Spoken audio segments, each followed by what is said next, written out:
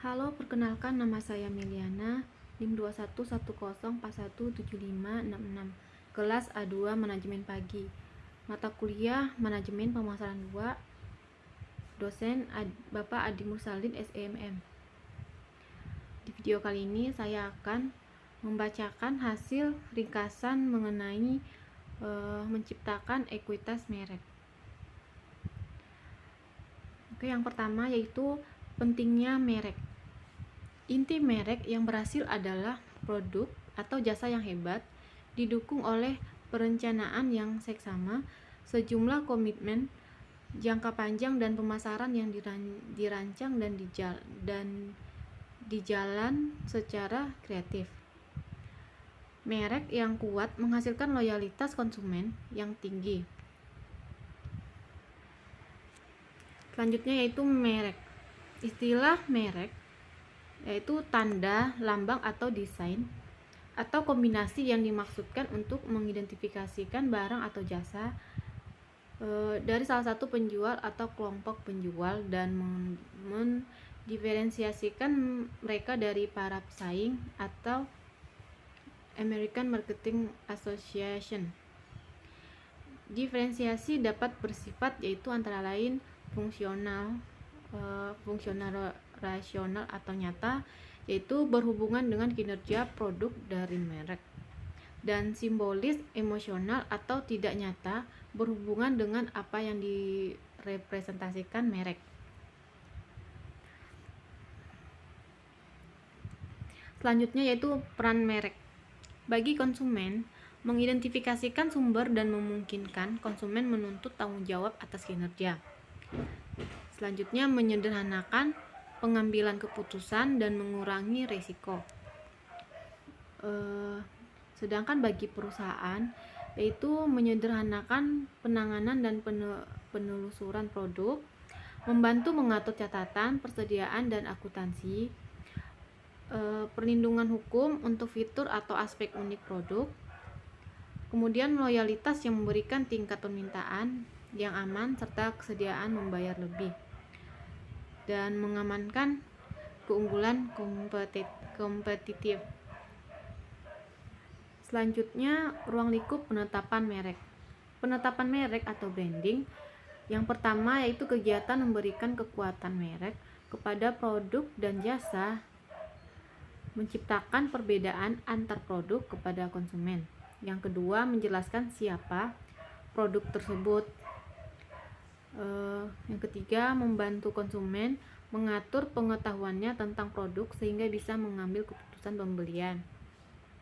Yang keempat, penetapan merek memberikan nilai pada perusahaan agar dapat tercipta. Konsumen harus diyakinkan ada perbedaan berarti.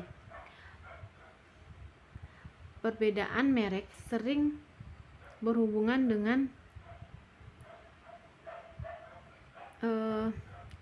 yang pertama yaitu atribut atau manfaat 3M Keitel merek.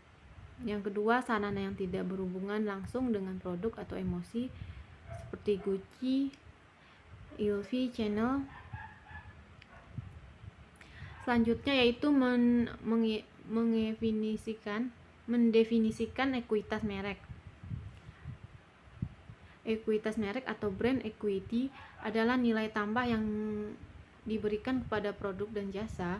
Ekuitas merek dapat tercermin dalam cara konsumen berpikir, merasa, dan bertindak dalam hubungannya dengan merek, dan juga harga pangsa pasar dan profitabilitas yang diberikan merek bagi perusahaan.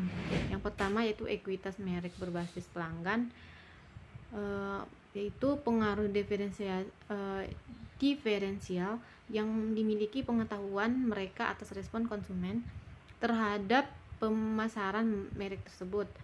Yang kedua, pengetahuan merek.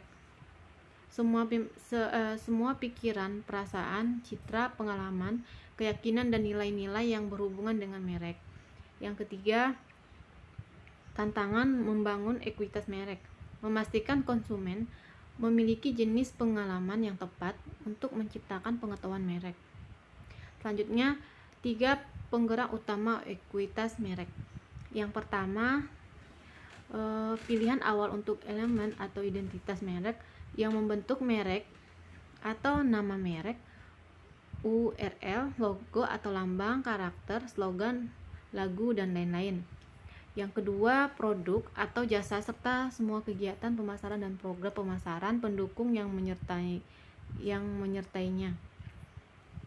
Yang ketiga, asosiasi lain yang diberikan secara tidak langsung dengan menghubungkan merek tersebut dengan beberapa entitas lain. Elemen merek yaitu alat pemberi nama dagang yang mengidentifikasikan dan mendiferensiasikan merek atau logo, lambang, karakter, slogan, lagu, dan lain-lain. Kriteria pilihan elemen merek yaitu yang pertama dapat diingat, yang kedua berarti, yang ketiga dapat disukai, yang keempat dapat ditransfer, yang kelima dapat disesuaikan, yang keenam dapat dilindungi. Selanjutnya, merancang pemasaran holistik. Pelanggan mengenal merek dengan kontak merek. 3 tema baru pemasaran holistik yaitu yang pertama, personalisasi atau experience marketing pemasaran satu-satu. Yang kedua, integrasi atau integrate marketing. Yang ketiga, internalisasi atau karyawan dan mitra paham merek kita.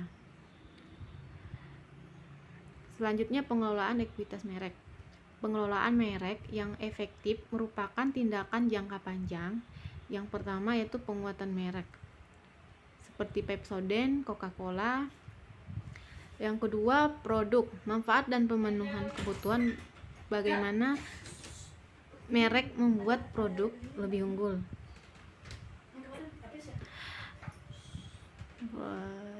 Selanjutnya yaitu revitalisasi merek. Harley Davidson yaitu perubahan positioning karena perubahan selera dan preferensi konsumen, pesaing dan teknologi baru, dan perkembangan lainnya. Selanjutnya, strategi penetapan merek. Yang pertama, mengembangkan elemen merek baru untuk produk baru.